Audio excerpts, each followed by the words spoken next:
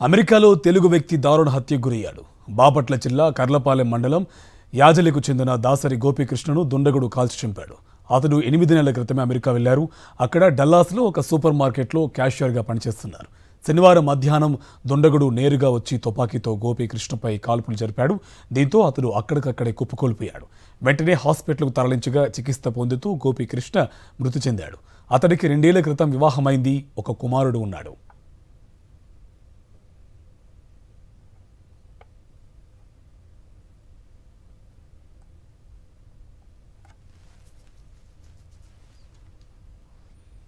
అమెరికాలో జరిగిన కాల్పుల ఘటనలో బాపట్ల జిల్లా కర్లపాలెం మండలం యాజలి గ్రామానికి చెందిన దాసరి గోపీకృష్ణ మృతి చెందడంపై వైఎస్ఆర్సీపీ అధినేత వైఎస్ జగన్ దిగ్భ్రాంతి వ్యక్తం చేశారు.